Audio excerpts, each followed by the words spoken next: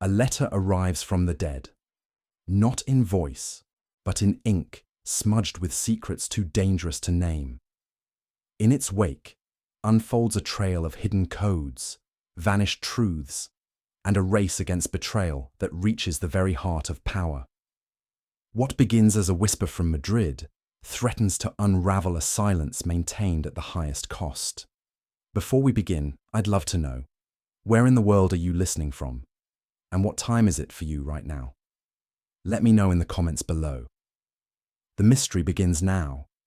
It was on an unusually mild September evening that I found myself once more seated in the familiar armchair beside the hearth at 221B Baker Street, the fire casting flickering shadows upon the Turkish rug and curling faint wisps of smoke into the air. Outside, the city had settled into its usual murmur, the cries of newsboys fading into the distance, and the clatter of hansom cabs softened by the thickening dusk. Within, however, all was still, save for the subdued, contemplative rustle of paper as Sherlock Holmes, cross-legged upon the divan, absorbed the contents of 3 provincial newspapers at once.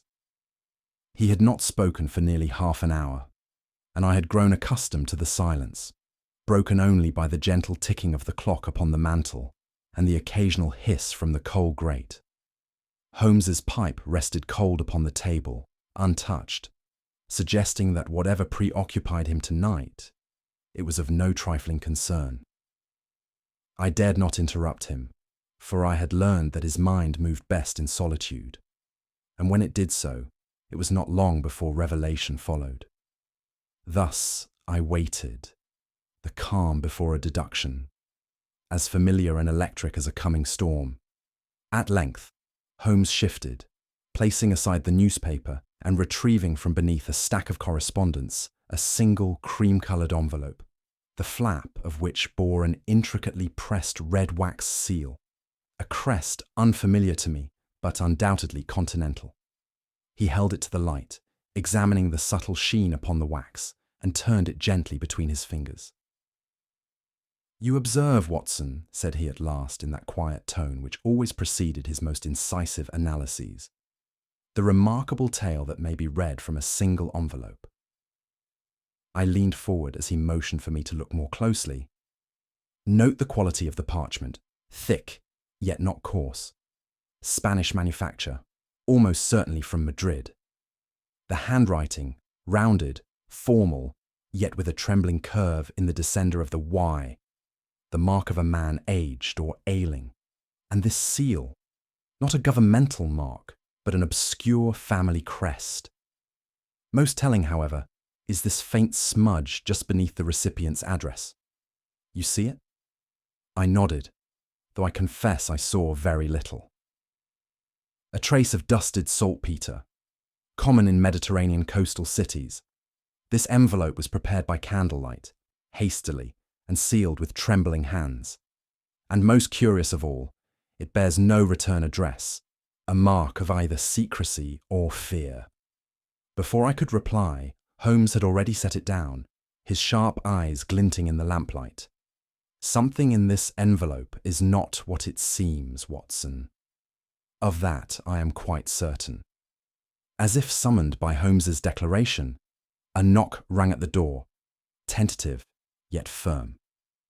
Mrs. Hudson appeared moments later, ushering in a young woman whose countenance was as pale as her travelling gloves were worn. She entered with the grace of upbringing, yet carried the unmistakable air of distress. Her dark veil, though modest, could not conceal the tension about her brow, nor the trembling of her fingers as she unfastened her cloak. "I beg your pardon for calling at this hour," she said, her voice accented lightly with Castilian rhythm, "but I was told that Mr. Sherlock Holmes receives visitors at all times, especially when the matter cannot wait for the dawn." Holmes rose and offered her the seat opposite the fire, his expression unreadable. "You were correctly informed, madam. Pray, compose yourself and tell us what brings you out on so uncertain an evening." She sat, drawing a letter from her reticule. "My name is Isabella Velasco," she said quietly, "and I believe my father has sent me a message. though he died a fortnight ago in Madrid. The fire hissed sharply, as if punctuating the air now thick with unease. I leaned forward, scarcely believing what I had heard. Holmes, for his part, betrayed no surprise, only a deepening of that peculiar intensity, which suggested his mind had already leapt several steps ahead of the facts. Miss Velasco placed the letter in Holmes's outstretched hand. This arrived yesterday morning, addressed to me in London, but bearing a Spanish postmark dated 3 days ago. Holmes examined the envelope with interest, though I could see his attention had already turned inward, calculating. My father, Don Emilio Velasco, served as a diplomat for the Spanish crown. He died, or so I was informed, of a sudden cardiac seizure 2 weeks ago. His funeral was held in Madrid. She paused, her voice faltering. But this is his handwriting, and not merely that. It bears a phrase only he would use, a phrase from a private code between us. He would say it when something was wrong, when he could not speak openly. Holmes opened the letter and read silently. It was brief, cryptic, and unsigned. But there was, even to my untrained eye, a strange rhythm to it, a tension folded into the lines like a secret waiting to be unearthed. Holmes stood and walked to the window, the letter held loosely in his long fingers. Outside, the gas lamps flickered in the gathering fog, their light muted by mist and soot. He remained there a moment, lost in quiet contemplation, then turned back to us. "There is truth in this, Miss Velasco," he said. "Your father may well be dead, and yet this letter has life. There is a voice beneath the ink." She looked up, hopeful and afraid. Holmes stepped to the table, reached for a magnifying lens, and held the letter beneath the lamp. The phrasing, the ciphered turn of phrase, yes, it speaks of intent, not despair. Someone wishes you to act, not to grieve. He set down the glass. "Dr. Watson and I shall take your case. Whatever lies behind this ghost of a letter, we shall bring it into the light." And with that, the game was once again afoot. Miss Velasco sat with her hands folded tightly in her lap, her gloves removed and clenched between her fingers, as though she feared their slipping might unravel her composure entirely. Her voice, though carefully controlled, carried the weight of memory and danger. "My father," she began, "was not merely a diplomat. For nearly 15 years he served the Spanish embassy in London, where he maintained connections not only with his government, but with yours as well. Discreetly, of course. In truth, he was entrusted with sensitive communications during the Carlist conflicts, and afterwards retained as a confidential liaison between Madrid and certain British interests." Holmes gave a slight nod, but did not interrupt. "Though he carried the title of attaché," she continued, "his duties often lay far from embassy walls. He was, in all but name, an operative, trusted and tolerated, though never openly acknowledged. There were nights, Mr. Holmes, when he would leave without word, and return with mud upon his boots and shadows in his eyes." She hesitated then, her gaze fixed on the rug. "In recent years, he grew quieter, more cautious, and just before he returned to Madrid this past summer, he told me something I did not then understand, that men once loyal had begun to vanish. He feared, I think, that the loyalty he had served would not protect him should his name become inconvenient." Her voice, though calm, bore the faint echo of foreknowledge, and grief not yet unwrapped. "It was a Tuesday when I received the telegram," she said, her tone flatter now, as though the recitation of events had passed beyond the realm of emotion. "From my cousin in Madrid. He wrote that father had died in his sleep. A seizure of the heart, they said. The funeral was to be held swiftly, in accordance with custom." She paused, her eyes momentarily glistening. "I had no reason to doubt it. My cousin was trustworthy, and the embassy confirmed the news. I was broken but resigned. He had lived with danger for so long, it seemed inevitable, even merciful, that it should come in so quiet a form. And yet, Holmes prompted gently. And yet, she replied, drawing a second envelope from her reticule. This arrived 6 days ago. She handed it to Holmes, and I noted the faintest tremble in her hand as she did so. The handwriting, she whispered, is his. Not similar, not imitated, his. The phrasing as well. There was a phrase between us used only when he could not speak plainly. I was a child when he first invented it, a kind of game, but as I grew older, it became a signal. The lantern flickers in a house without windows. Holmes raised his brows at that, his fingers tightening slightly around the envelope. A cipher of personal origin, unbreakable by outsiders, ingenious. Miss Velasco gave a single nod. And terrifying, Mr. Holmes, because it means that if he is dead, someone else knows our code. Holmes rose and walked slowly to the fireplace, the envelope now open in his hands. He did not yet withdraw the letter itself, but examined the folds and edges with the delicacy of a surgeon assessing a wound. There is a ritual, he said, to the preparation of a letter. Most observe it unconsciously, yet it betrays much to the eye trained in such matters. He turned the page gently, angling it beneath the lamp's glow. No smudges.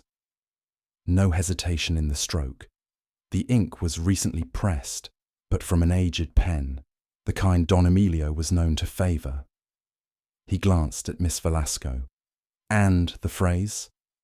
Here, she said, rising and pointing toward the centre of the page. The line was written in Spanish, its characters flowing and confident. Holmes made no translation aloud, but his eyes flickered briefly.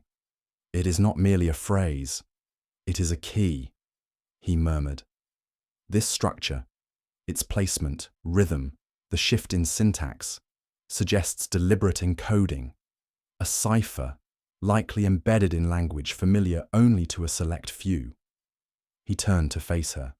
Miss Velasco, this is not a hoax. If your father is dead, then this letter comes from a ghost with his mind intact. I could not help but ask, Miss Velasco, did you bring this to the attention of the police? She gave a tight nod. I did. I visited Scotland Yard the very morning after the letter arrived. I spoke to a chief inspector, one I had met previously through my father. And? Her mouth pressed into a weary line. He offered condolences. Then he told me that grief often manifests through delusion, that I was clinging to hope where none remained. He did not even read the letter in full. Holmes returned to his chair and steepled his fingers. And you did not press the issue? I tried, she said quietly. I told them about the cipher, that it was personal, private. I explained the phrase's significance, but the inspector smiled and said, You have my sympathy, Miss Velasco, but your father is buried. Let him rest. Holmes said nothing for a long moment. Then, with a softness that carried more weight than any fervent reply, he observed, The man who dismisses a whisper from the grave forgets that it may be the only voice unafraid to speak. Miss Velasco lowered her head again, though this time I thought I saw her shoulders stiffen against something more than sorrow. I do not come to you as a woman of influence, Mr. Holmes, she said after a silence that had settled like dust upon the room. I come only as a daughter. My father trusted very few men. But your name was one he spoke with respect, always with distance, as though it belonged to a realm above his own. She lifted her eyes to him, and I was struck by the steadiness in them, no longer frantic, but full of quiet urgency. I do not know what this letter truly means, but if there is even a fragment of truth in it, then someone wanted me to bring it to you. If my father is dead, he died trying to reach you. If he lives, he is in peril greater than I can imagine. Holmes did not reply at once, but his gaze held hers, unwavering, as the last of the firelight danced along the rim of his cheekbone. Without a word, Holmes stood and turned once more to the letter. He read it again, this time aloud, softly, in the original Spanish, as though sounding the syllables might unlock something hidden between them. When he finished, he folded it carefully, returned it to its envelope, and set it upon the mantel. "Dr. Watson," he said, "we shall begin tonight." He faced Miss Velasco once more. "I do not yet know if your father walks among the living or the dead. But I do know this. A message such as this one is not written in vain, nor is it meant for the eyes of any common courier." She nodded faintly, and for the first time, I thought I saw the trace of breath return to her bearing. Holmes turned to me with a faint smile. "Come, Watson. The dead may be silent, but if one listens closely enough, even they may whisper." Holmes wasted no time. Before the hour had passed, we were already aboard a hansom bound for the eastern docklands, that tangled region where London begins to forget its own name and becomes a maze of foreign tongues, salt-damp air, and alleyways older than the city's memory. It was here, amid the wharves and waterfront taverns of Shadwell, that Don Emilio Velasco had been last seen on English soil. He did not depart from Paddington, nor from Victoria, Holmes said to me as we rattled through the misted streets. He left this city as one accustomed to danger leaves a burning house, not by the front door, but by the narrow chute no one watches. As we stepped down onto the damp cobblestones, I felt a palpable shift in the air. The Thames loomed grey and sluggish behind the mist, and the dockside was strewn with the remnants of a recent storm, broken crates, slicked rope, and the persistent reek of brine and coal dust. Holmes led the way, weaving through streets I should not have found again unaided. We came at last to a seaman's boarding house, its sign half torn and its door sagging on rusted hinges. Inside, the innkeeper, a coarse man with one milky eye, grew markedly attentive when Holmes mentioned Don Emilio's name. With a shrug, he gestured toward the tavern next door. "A Spaniard," he muttered. "Aye, he was seen. But if you want a tongue that speaks more than curses, talk to the sailor with the carved pipe. Alonso." Holmes nodded. "Then let us find Mr. Alonso. If Don Emilio left behind any trace in this place, it will be in the mouth of a man paid in salt, silence, and the occasional bottle." We found Alonso hunched beside a cracked barrel at the rear of the tavern, his fingers yellowed from tobacco, and his eyes as wary as a dog long kicked.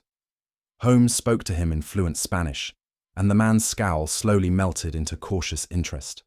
A coin, not offered but merely visible, loosened his tongue further. "Yes," he said at last, nodding with slow certainty. "I saw Don Emilio, but not weeks ago. 4 days past. He was thinner, older, but it was him." "You're sure?" I asked, for I could not conceal my astonishment. Alonso looked at me with weary amusement. "Señor, I've watched the sea drag men under and send them back with barnacles in their beard. A dead man cannot limp and clutch his side as he walks. This one did," Holmes interjected gently. "And was he alone?" Number A younger man followed him, dark coat, stiff posture, like a soldier or a spy. Holmes gave a slight nod. "Did they speak?" Alonso squinted. "Not to each other. But I saw them board the same boat, eastward. That's all I know." It was enough. As we stepped once more into the London fog, Holmes muttered, more to himself than to me, "So the dead walk, and they do so in fear. Let us see what ghosts ink onto paper when fire draws near." Upon returning to Baker Street, Holmes wasted no time in clearing the chemical corner of our sitting room. From the drawer beneath his bookshelf, he retrieved a slender tin box containing reagents and a small alcohol burner, which he lit with a practiced hand. "Watson," he said, as he adjusted the lamp. I suspect we have been shown only half the letter's truth. He placed the letter from Don Emilio on a slate board and carefully applied heat from beneath. I watched with growing fascination as faint, nearly invisible lines began to shimmer into view, as though the paper itself remembered what it had once concealed. Thermographic ink, Holmes said, eyes narrowing with focus, not uncommon among military correspondents and spies of Don Emilio's generation. It reacts only to specific heat and pressure. The means of its unveiling are as much ritual as science. The markings revealed were not words, but sequences of digits and slashes, 13 in all, arranged in an arc near the margin of the paper. Holmes copied them down swiftly. This is no code in itself, he said, but a reference. Coordinates, dates, or perhaps cipher keys arranged in numerical pattern, but the shape, an arc, suggests a map. He returned the letter to its envelope. It confirms what we suspected. This was not meant for the daughter alone. It was a breadcrumb laid in desperation, a trail meant to be followed, not read. I said nothing, watching as Holmes's gaze lifted toward the mantelpiece. And if I am not mistaken, he continued, the trail leads not to Madrid, but to the very walls where diplomacy wears its kindest mask. By mid-morning the next day, Holmes and I stood at the imposing threshold of the Spanish embassy in Belgravia. The guard at the door, upon seeing Holmes's card, offered a shallow bow and admitted us into a sombre hallway lined with portraits of Spanish ministers, their oil-painted eyes both regal and weary. We were received, after brief delay, by a deputy consul, a man named Señor Robledo, whose moustache bristled with authority, though his manner remained coolly courteous. Holmes presented himself not as a detective, but as a private correspondent with an interest in historical cipher work, a role vague enough to provoke neither denial nor disclosure. Don Emilio was a valued servant of our state, Robledo said carefully. His passing was a loss to all. Holmes offered the appropriate condolences, then inquired whether the Don's belongings had been shipped or stored. They remain sealed, Robledo replied, awaiting instruction from Madrid.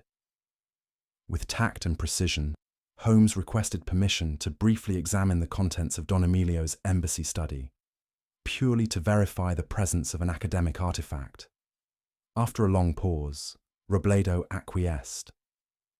The room we entered was heavy with disuse, yet on the far wall, a locked drawer had left faint scratches, as if opened in haste. Holmes said nothing but noted them. On the desk lay a rolled parchment map of Madrid, its surface stamped in several places with red numerical symbols, 13 in all. Holmes's eyes sharpened. Curious symmetry, he whispered, and never an accident. Holmes moved about the room with that feline precision I had come to know so well. Eyes narrowed, fingers grazing surfaces not in search of dust, but of meaning. The air hung with the scent of varnish and disuse. The hearth was cold. The desk, however, bore signs of recent disturbance. Upon it lay the map we had glimpsed, parchment of fine quality, spread carefully, though weighted by nothing more than an unused inkwell. Holmes leaned over it. 13 stamps, red, uneven. Their distribution is deliberate. He drew out his lens. See here, Watson. Each number lies near a known district in Madrid, and these marks are not printed, but pressed with a hand seal. One missing. He added quietly, tapping the lower left quadrant of the map. The sequence skips from 11 to 13. And the drawer? I asked, glancing toward the desk's locked panel. Holmes produced a fine tool from his coat and made short work of the mechanism. Within, he found a key, not to the drawer itself, but of foreign make. Alongside it, a torn scrap of correspondence, in Spanish. The hour is set. The lion's tongue will sever the treaty before it speaks. He replaced both without a word. There is orchestration here. Holmes murmured. Not mere espionage, but performance.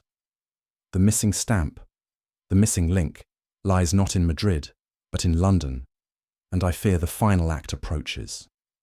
He stepped back from the desk, his expression unreadable, and motioned for us to leave the embassy behind. The fog had grown thicker as we exited the embassy gates, the air curling in damp coils about our collars. Yet it was not the cold that raised the hairs upon my neck, nor the hour, but a presence, felt first by instinct, then confirmed by sight. Holmes, I murmured, my voice low. We are not alone. He did not reply, but his gaze flicked subtly toward a lamp-lit corner across the street. There, half concealed by the mist, stood a tall figure wrapped in a dark overcoat, the sort favoured by minor diplomatic clerks and morning suns alike. He neither approached nor retreated, but watched, patient, still. Holmes began to walk, and I matched his pace. The sound of our own footfalls was soon joined by another, softer rhythm, lagging just behind, always a pace or two removed. He follows, I said. As he is meant to, Holmes replied. Let us test his resolve. We turned down Churton Street, then west into a quieter lane lined with shuttered shops. The figure followed still, neither hurried nor hesitant. At last Holmes stopped before the window of a tobacconist's shop, ostensibly to examine a pipe in the display. Through the glass, I watched the man in black pause 10 yards behind, his hands hidden in his coat, his gaze fixed upon us as if awaiting a signal that had not yet come. He is no common thief, Holmes said quietly, nor a mere observer. He awaits something, or someone. And with that, we moved on, the fog swallowing us both. That evening, as we returned to Baker Street, I could not suppress the unease that had taken root within me, not from the footsteps behind us, nor from the ciphered map, but from a subtler source. I turned to Holmes as he lit his pipe and resumed his seat by the fire. Holmes, I said hesitantly, do you believe Miss Velasco has told us everything? He did not look up. No one ever does, Watson, but the degree to which they withhold, that is where truth either falters or reveals itself. I hesitated. There was something in her bearing.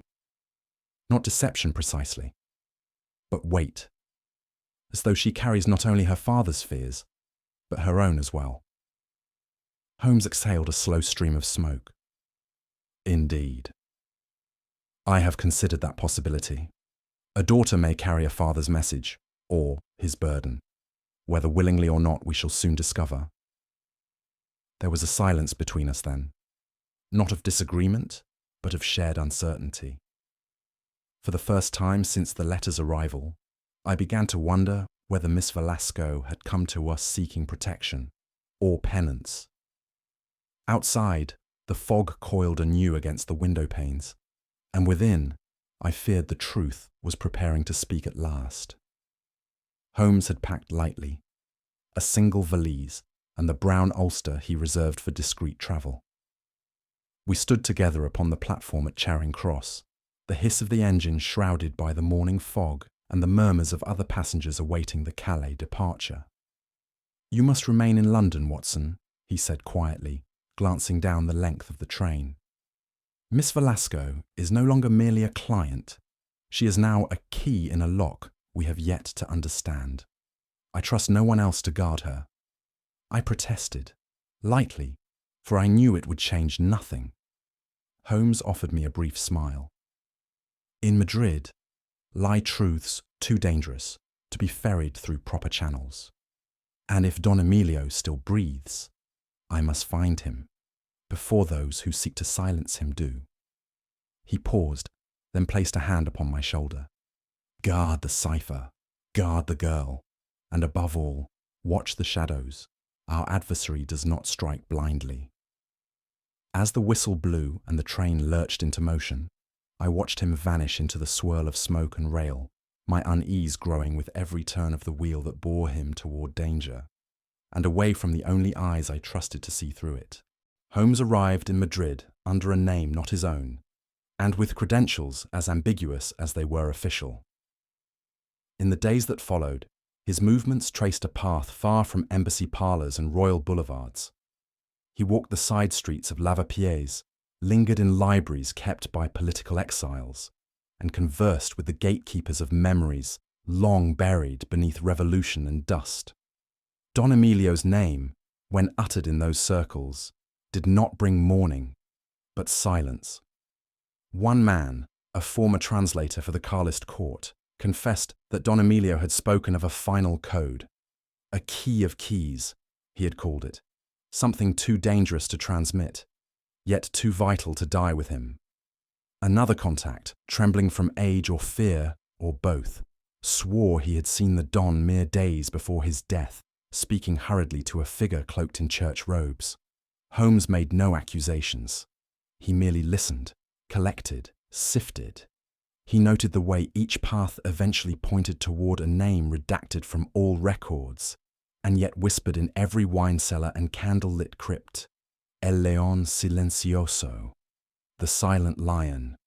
Whatever truth Don Emilio had uncovered, it had stirred the ghosts of Madrid, and perhaps roused something more lethal than any ghost at all. It was a humble chemist's shop tucked within a narrow arcade near the Plaza de la Paja, little more than cracked stone and a crooked sign. Holmes had been directed there by a former intelligence courier who claimed it housed one of Don Emilio's last confidants, a man named Ortega, once a cipher clerk to the Spanish military office. Holmes arrived to find the door ajar. Inside, the air was acrid, not from chemicals, but from something more sinister. Behind the counter slumped Ortega himself, his skin already paling, his breath ragged and wet. A half-finished note lay upon the floor, scorched at the edge as if burnt hastily. Holmes knelt beside him. "Too late," Ortega rasped. "Too late." "What message?" Holmes urged. Ortega's hand fluttered weakly toward the paper, then to his own throat. A thin line of blood stained his lips. The smell of bitter almonds hung heavy, unmistakable. Holmes retrieved the paper with gloved hands, extinguishing the remaining flame with a whisper of breath. Only the bottom half remained legible, the top charred to black.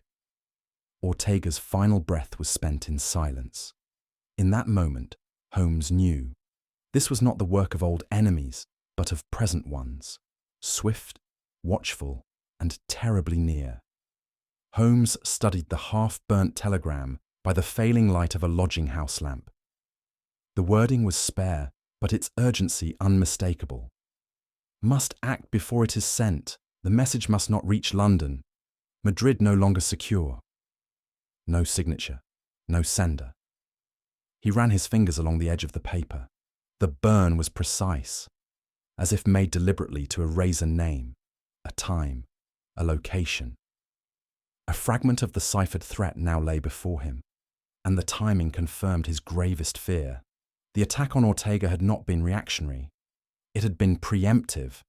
Someone was hunting down the trail Don Emilio had laid, not merely to destroy the message, but to eliminate those who could interpret it. London was no longer simply the destination. It had become the target. And Holmes, now carrying the final scrap of that dangerous path, had no choice but to return. London welcomed me with a gloom I could not shake. Though I performed my watch over Miss Velasco with dutiful care, I was keenly aware of a rising tension in the air, as though the very fog had teeth. It was on a Thursday evening, returning from a discreet visit to her lodging, that I first heard the echo behind me. The street was narrow, dimly lit by a single gas lamp guttering in the wind. Footsteps, close but measured, mirrored my own. I turned, nothing but swirling mist, yet I quickened my pace all the same. Then, a whisper of motion. I felt the blow at the base of my neck before I saw the hand that struck it. Cold steel grazed my shoulder. I staggered, catching myself against the brick wall, and saw him, tall, gloved, featureless, save for the glint of his eyes beneath a brimmed hat. He said nothing. Just as quickly as he had come, he vanished into the fog. Bleeding, dazed but not unconscious, I stumbled back toward Baker Street, carrying not only the bruise upon my skin, but the dark certainty that the same hand which had struck Ortega had now reached for me. Holmes returned that same night, his coat still dusted with foreign soil, his eyes darker than I had seen them in some time. "I feared as much," he said upon seeing the bandage on my neck. "You've had a visit, then." "The same man," I said. "I'm certain of it." He nodded gravely, then placed before me the folded map we had retrieved from the embassy. "Watson, the cipher was never meant to be spoken aloud. It is a cartographic language, not of streets, but of names. The red stamps correspond to safe houses. The numbers indicate agents, and one number appears twice." He pointed to a small quarter near the Royal Alcazar in Madrid. "There," he said. "That mark belongs not to Don Emilio, but to someone still in place, an embedded British informant. He lives, Watson, and he holds the last fragment of Emilio's message." I watched as Holmes traced the ink with a reverence. "But if our enemies know this, they will silence him as they did the others." And then he added, almost in a whisper, "Unless the message was not meant for him at all, but for us." It was near dawn when Holmes finally spoke the thought that had haunted him since Madrid. "Watson," he said, "what if Don Emilio never died?" I stared at him. "But the death was confirmed. By embassy report, by family word, but not by evidence. No body seen, no official record shared." He stood by the window, the sky behind him beginning to pale with cold light.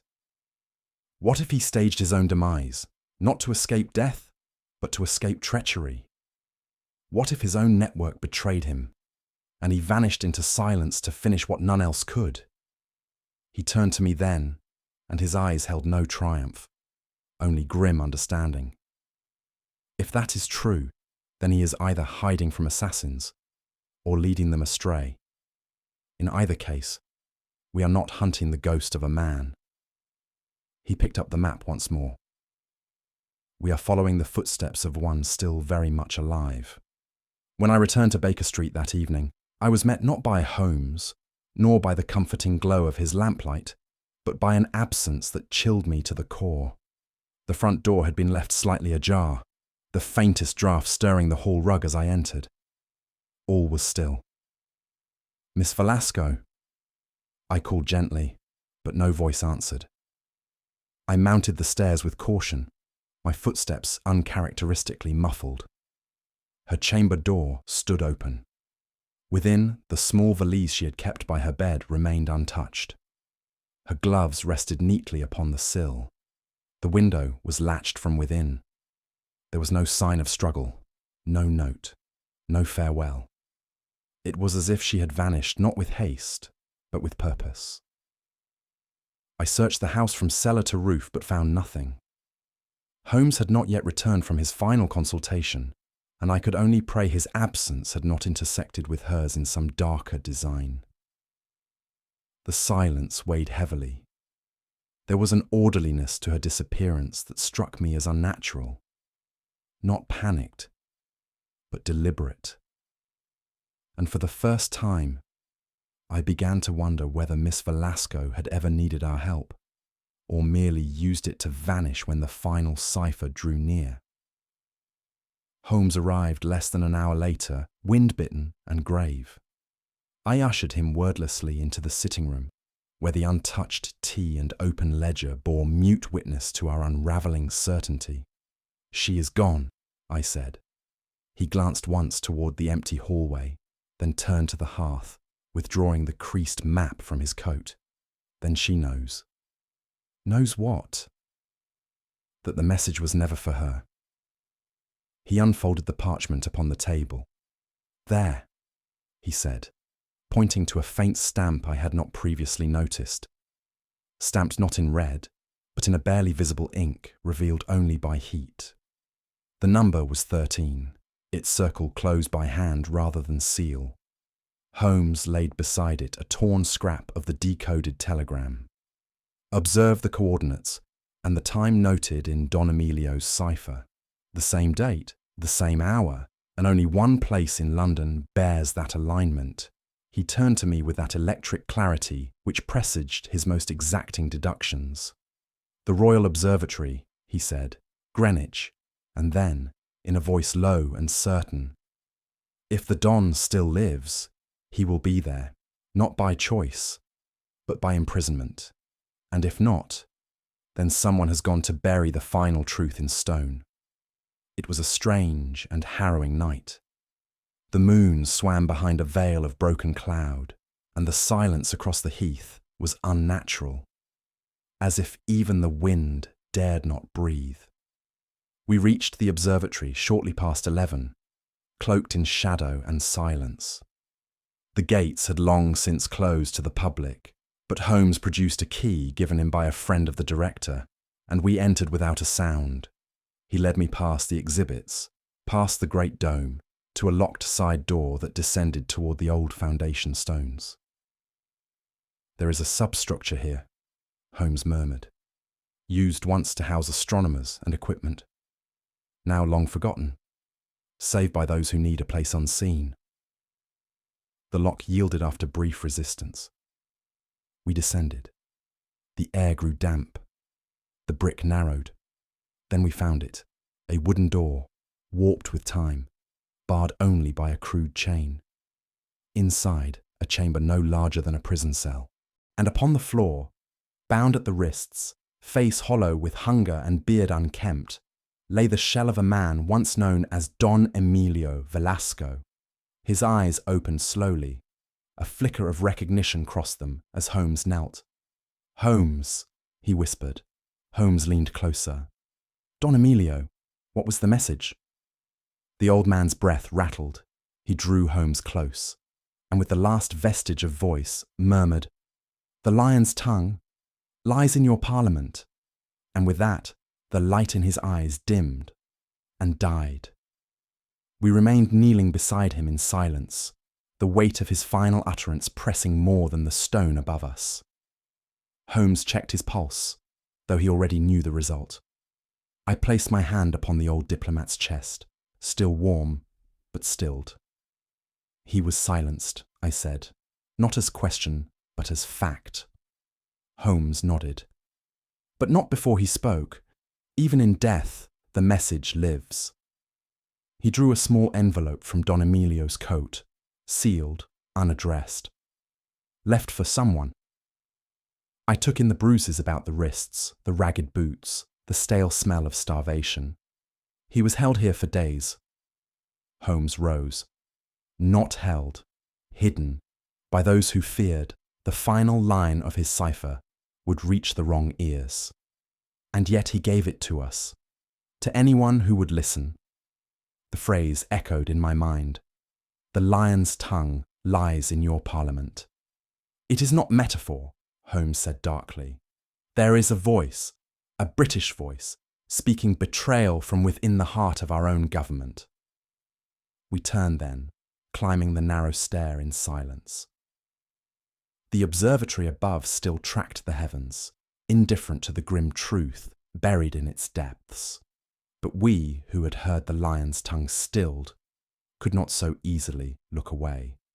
Holmes stood beneath the ancient stone arch at the observatory's exit, his silhouette drawn in stark outline by the lantern I carried. "He was right to hide it," he murmured, "right to fear it." I glanced at him. "Not a Spanish conspiracy, Watson, a British one. His words were not a warning of war, but of treachery, homegrown." "And you believe him?" Holmes turned slowly. "I believe the dead do not lie with such care." He folded the ciphered map and placed it within his coat. "Somewhere in Parliament, a voice whispers what ought not be heard. Don Emilio uncovered it. They buried him to bury it." His voice was calm, but I detected that rare, flickering edge of fury beneath. "I shall not let it remain buried." we began the long descent back into the London night, burdened not merely with death, but with the weight of a secret no empire could afford to keep. We had scarcely crossed the gates of Baker Street when she appeared, breathless, her face drawn with panic and pale resolve. "Where is he?" she asked. "My father." Holmes said nothing. He placed the sealed envelope in her hand. She stared at it for a long moment, then clutched it to her chest and wept. But they were not tears of fresh sorrow. There was no cry of anguish, no trembling collapse. Her shoulders shook, yes, but not with the unmoored grief of a child who has just lost a father. Holmes studied her in silence, and then, as if confirming his own suspicion, he said softly, "You knew he was alive." She did not answer, only turned from us, still clutching the envelope, and disappeared once more into the fog that had never quite lifted from this case. And though the man was dead, it seemed the last message had not yet fully spoken. It was well past midnight when Holmes and I returned to Baker Street from the grim silence of the Royal Observatory. Neither of us spoke until the coals had been stoked and a silence settled once more about our chambers. Holmes stood unmoving before the hearth, eyes fixed upon the dying embers, his hands steepled beneath his chin.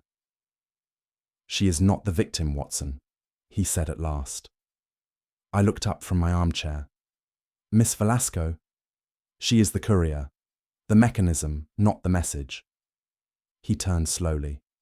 From the outset, her presence introduced the cipher, invoked the past, and guided us to Don Emilio's path. Yet at each juncture, her grief carried restraint. Her tears at the end were not for the man lost, but for the mission failed. I protested gently, recalling the sincerity of her voice, the tremble in her hands. Holmes nodded. "She is sincere, but not unknowing. A woman coerced, perhaps long ago, into a role she never wholly accepted, but never quite refused. Her loyalties were twisted by duty and blood alike." He stepped to the writing desk and withdrew the sealed envelope, the one left by Don Emilio, still intact, unopened. "If she returns," he said quietly, "she will try to destroy this." He placed the envelope on the mantel, and when she does, we shall know not only who she is, but who else has been listening through her. The next morning, Holmes made his way to the nearest telegraph office with a fabricated dispatch prepared in cipher. "It must be credible," he explained, "credible enough to cause panic. We must present the illusion that Don Emilio's letter has been decoded, and that it names a British traitor known to us." I frowned. "Won't that put us in further danger?" "Undoubtedly," he replied, his tone cool. "But danger begets movement, and we must dislodge the silent hand before it vanishes entirely." The message was addressed to the Spanish embassy, and phrased with just enough ambiguity to suggest a leak. It referenced the cipher's completion and suggested Holmes would deliver the contents to the Home Office within 48 hours. "There," he said, as the clerk took the dispatch. "We have set the flame to the oil." As we left, I asked, "And if Miss Velasco is innocent?" He paused. "Then no harm will come to her, and the true shadow will flinch in her stead." But I saw in his gaze the heavy cost of such calculations. Holmes bore no joy in this deception. It was the price of clarity, the dispassionate lens through which truth must often be seen. That evening, Baker Street was transformed from home to hunting ground. Holmes made no pretense of secrecy.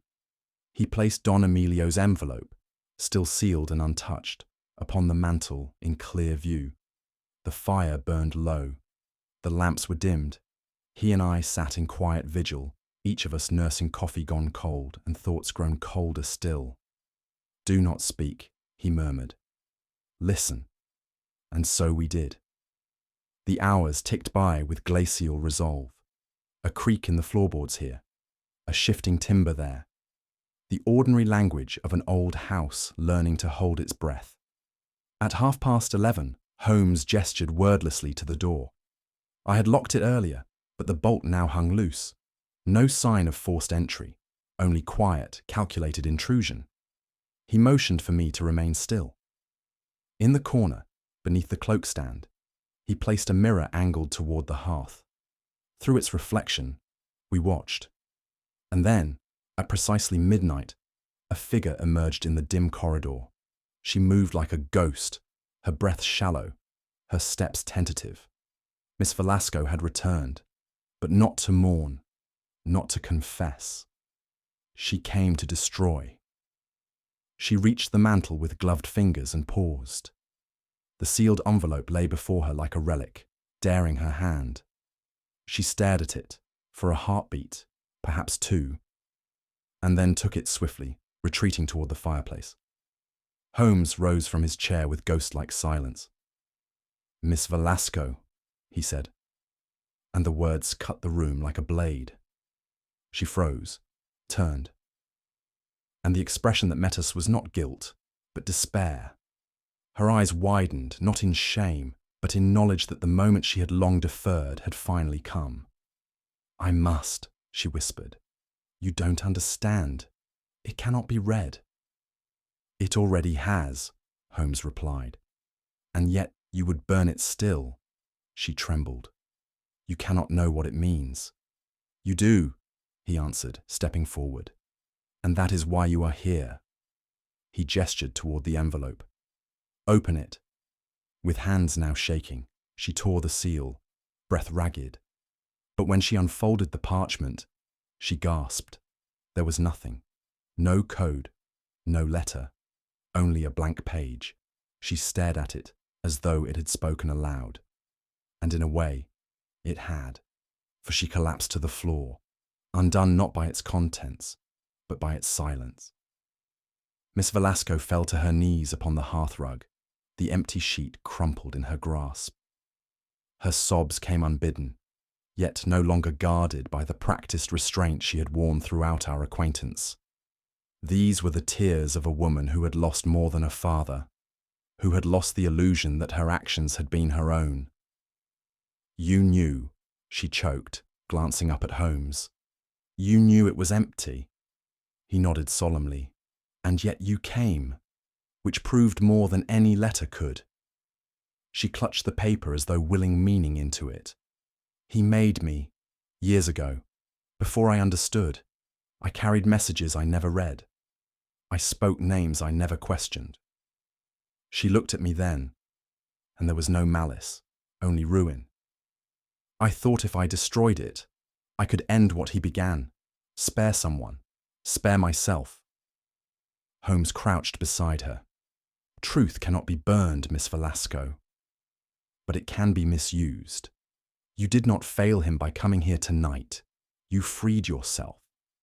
She wept silently then, and for the first time it seemed those tears were for herself, and not for the man whose legacy had bound her. We sat her in the drawing room, wrapped in Holmes's own blanket, the soft ticking of the mantel clock filling the hush. "I was 17, she said softly. "My father said I had a duty, to our family, to Spain. I thought I was helping him, helping Britain even." She looked into the fire. "But it was never about duty. It was always about control." Holmes nodded slowly. "You were a pawn placed years ago. You may have carried secrets, but you never owned them." She met his eyes. "I thought this would redeem him, that if I protected what he died for, I could erase what he forced me to be."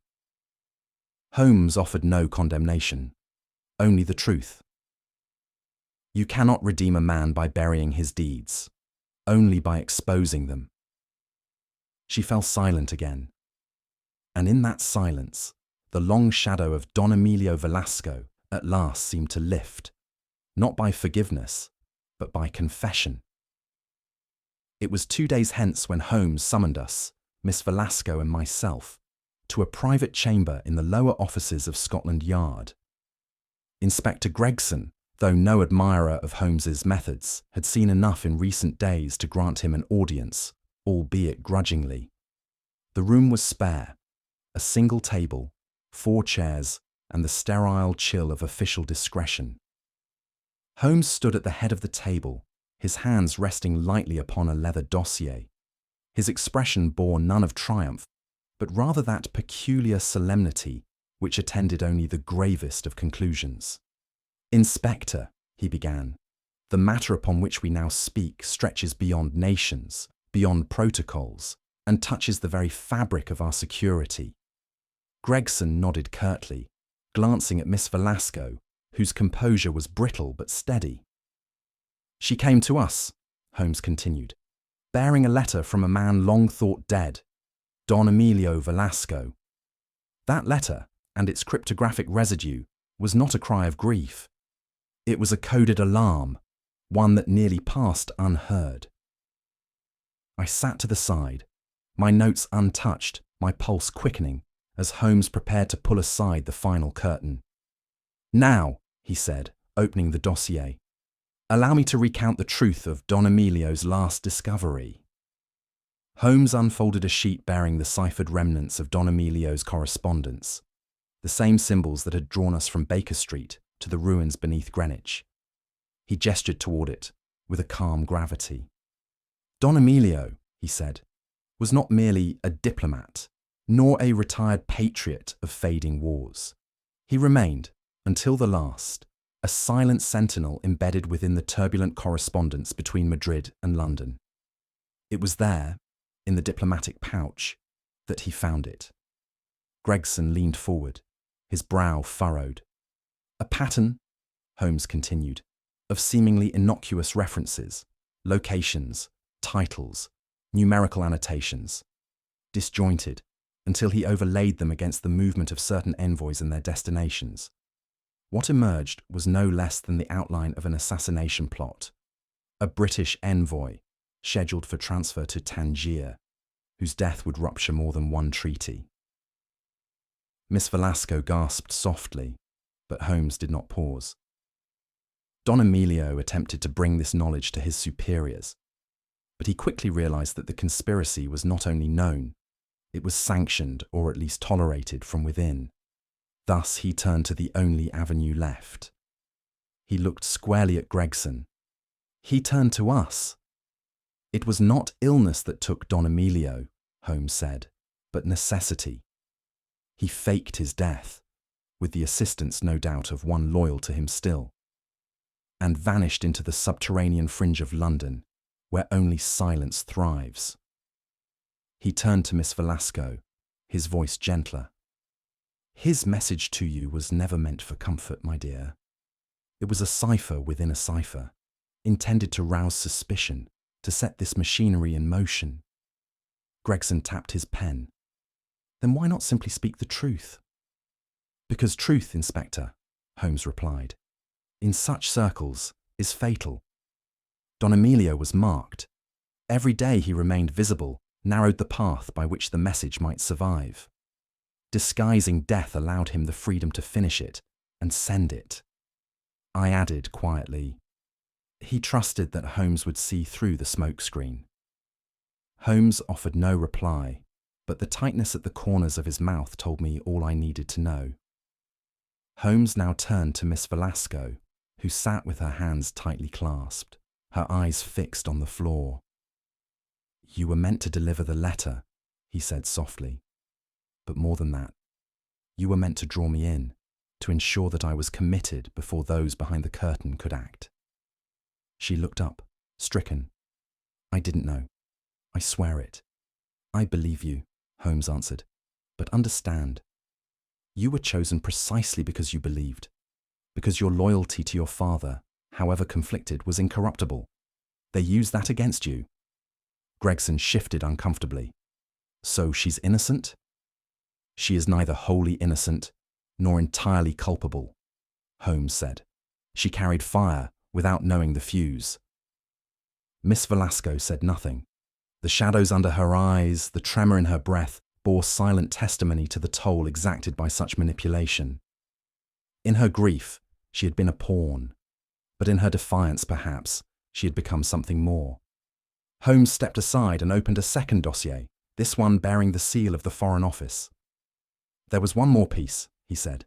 A shadow always near, a presence observed in the alleyways of Wapping, upon the steps of the embassy, even behind Watson on the night he was struck. He turned the folder toward Gregson. The attaché known as Senor Altamira, unremarkable, loyal, and present in every place the cipher pointed. A man with full access to diplomatic codes, and now vanished. Gregson swore under his breath. Altamira was no mere observer, Holmes said. He was the blade in the sheath, the hand tasked with eliminating Don Emilio and any who might inherit his burden. And he's gone? Gregson asked. Holmes nodded. Gone with the same precision that placed him here. Miss Velasco paled. He was always there, watching. Yes, Holmes said, and now we must watch in turn. Holmes closed both folders and looked directly at us all. We did not stop the man, but we stopped the message from being silenced. The envoy lives. The truth, at least in part, survives. He straightened his coat. And now, he added with quiet finality, the greater hunt begins. As we returned to Baker Street on that grey November morning, I found Holmes in a mood unusually contemplative. He had spoken little since our departure from Scotland Yard, and even now, seated in his chair with a faint trace of tobacco curling about him, he seemed less absorbed in the facts of the case than in the shadow they cast. It was never about the words, he said at length, gazing into the fire. The letter could have said anything, or nothing. What mattered was that it moved. I looked up. Moved? He nodded. Its passage from Madrid to London was a signal. Its existence was a fuse.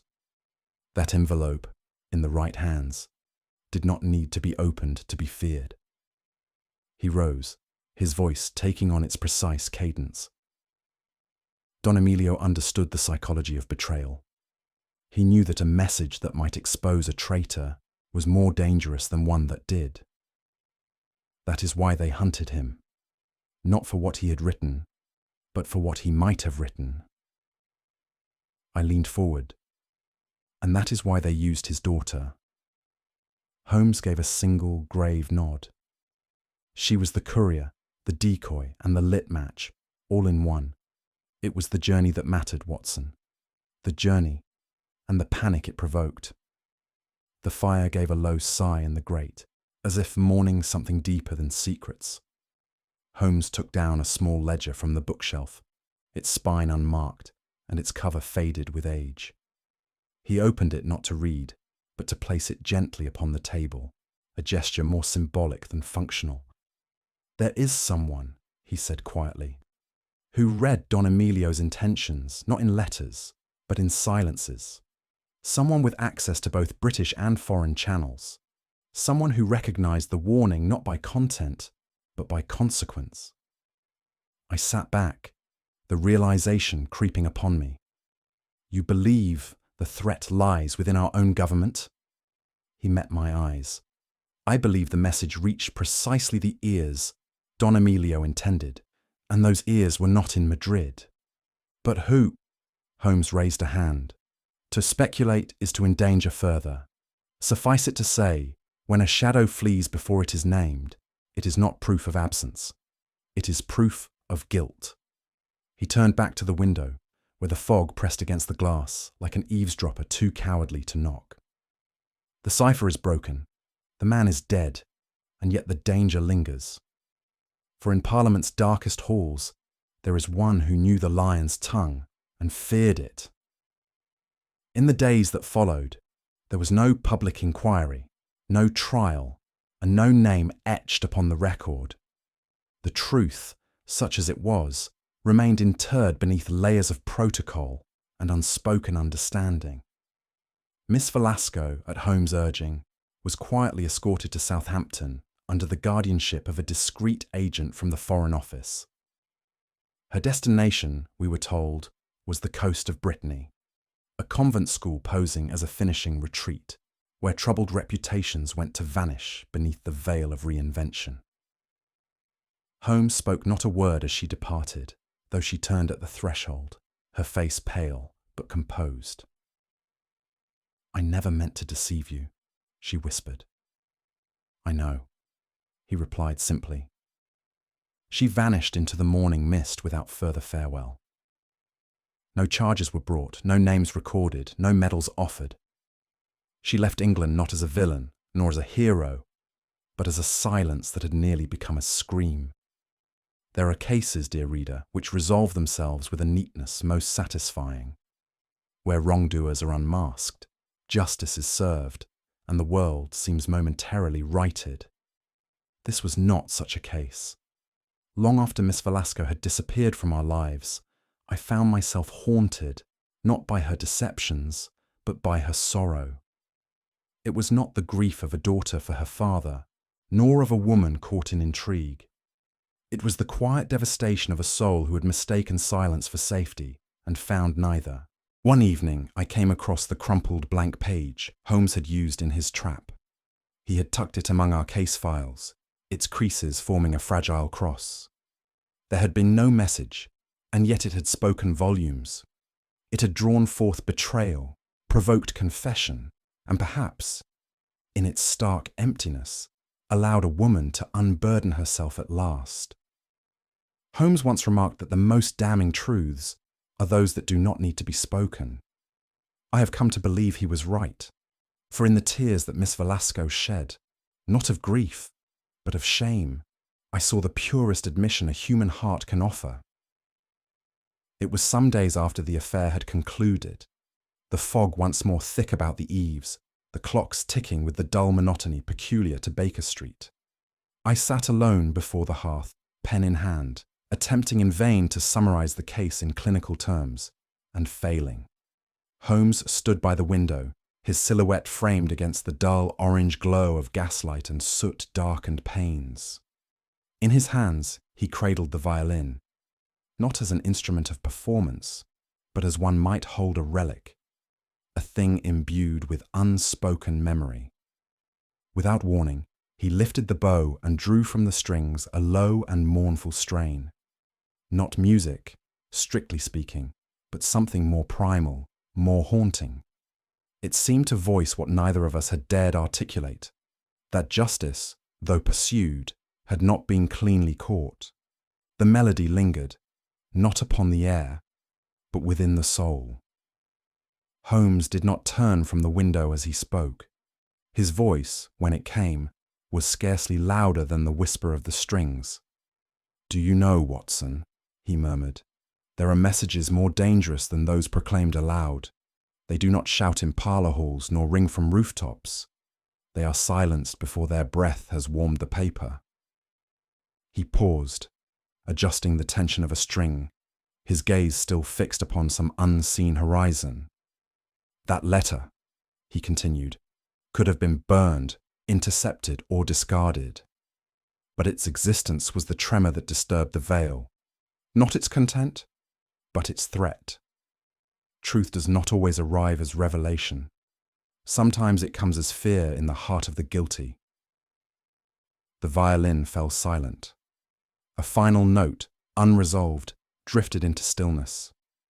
"And in the end," he said, more to himself than to me, "that is what they feared most, not exposure, but acknowledgement." As the final note dissolved into the hush of the parlour, I set down my pen and allowed the quiet to settle over me. There was something profound in that silence, a reminder that not all truths bring justice, and not all justice brings peace. I have long pondered whether we succeeded in that affair, or merely prevented something worse. Yet one truth I cannot deny. The letter, the cipher, the cry from beyond, it found its way. For truth, like light, does not need permission to enter. It waits patiently for the smallest crack, and enters without apology. And now, dear reader, or listener, should this account have found voice, I leave you with one final query, for which I possess no certain answer. Was Miss Isabella Velasco a daughter torn between duty and conscience, a victim used by shadows she never glimpsed? Or was she something more, a quiet architect in a larger scheme, one who understood just enough to stir the world, but never enough to be named in its undoing? The answer, I fear, rests not in what she said, but in what she chose never to say. What do you believe? As we sat once more in the quiet of Baker Street, the case behind us yet echoing in every tick of the mantel clock, Holmes stirred from his reverie. "They silenced the man, Watson," he said, "but not the message." It is a curious paradox. The truth they feared most was not what he said, but that he might speak at all. He rose and moved to the window, gazing out into the fog. Loyalty and betrayal often wear the same coat, and it is only the faintest shift in the light that reveals which side it faces. One must listen, not merely with the ears, but with suspicion. Tell me, what do you think? Was the message itself truly the danger? Or was it Miss Velasco, her silence, her choices, that turned shadows into threats? I'd love to hear your thoughts in the comments below. And if you enjoyed unraveling this mystery, be sure to subscribe for more untold cases from the world of Sherlock Holmes, and share the story with those who, like us, never tire of the chase.